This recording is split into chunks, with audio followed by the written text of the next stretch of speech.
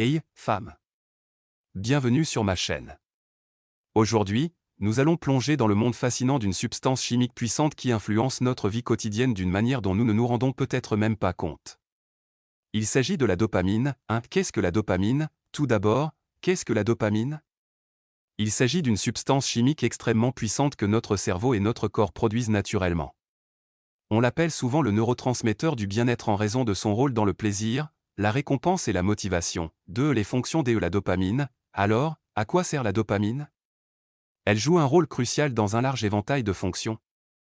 Notamment, le plaisir et la récompense. La dopamine est libérée lorsque nous éprouvons du plaisir ou une récompense, renforçant ainsi les comportements qui contribuent à notre bien-être. Motivation. La dopamine est le moteur de notre désir d'atteindre des objectifs, petits ou grands. Concentration. La dopamine nous aide à nous concentrer et à rester sur notre tâche, en évitant les distractions. Dépendance. Malheureusement, la dopamine joue également un rôle clé dans la dépendance, car des substances comme les drogues et l'alcool peuvent détourner notre système dopaminergique. Régulation de l'humeur. La dopamine est impliquée dans la régulation de l'humeur.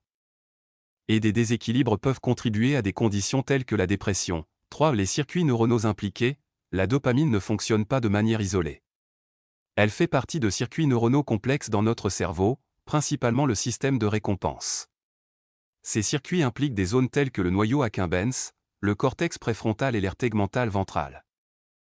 4. Pics T lignes de base de la dopamine. Parlons maintenant des pics et des lignes de base de la dopamine. Les niveaux de dopamine peuvent varier d'une personne à l'autre, et même au cours de la journée. Les pics se produisent lorsque nous vivons quelque chose de très gratifiant, comme gagner un match ou déguster un délicieux repas. Les niveaux de base, quant à eux, représentent nos niveaux de dopamine quotidiens, au repos. 5. Biologie cellulaire de la déplétion en dopamine. La biologie cellulaire de la déplétion en dopamine est un sujet crucial.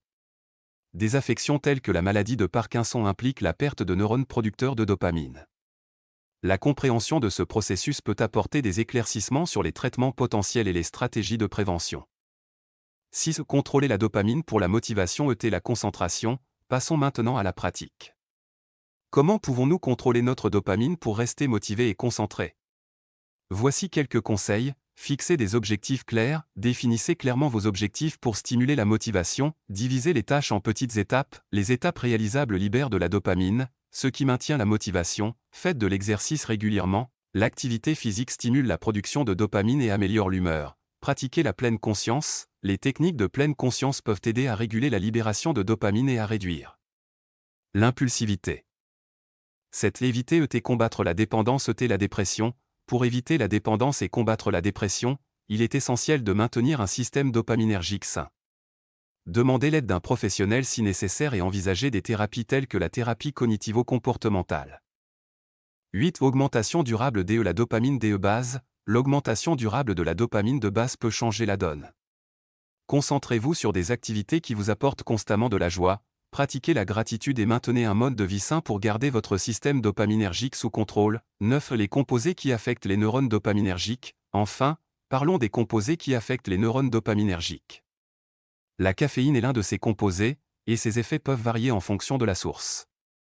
Un café ou un thé de qualité et biologique peut donner un léger coup de pouce à la dopamine, tandis qu'une consommation excessive de caféine ou de boissons énergisantes peut entraîner une surstimulation et des coups de barre. Conclusion. En conclusion, comprendre la dopamine, ses fonctions et la manière de la contrôler peut nous permettre de mener une vie plus motivée, plus concentrée et plus épanouie. N'oubliez pas que tout est question d'équilibre et de prise en charge du système de récompense de votre cerveau. Si cette vidéo vous a été utile, n'oubliez pas de lui donner un coup de pouce et de vous abonner pour recevoir d'autres contenus passionnants. Jusqu'à la prochaine fois, restez curieux et gardez vos niveaux de dopamine sous contrôle. Merci d'avoir regardé cette vidéo.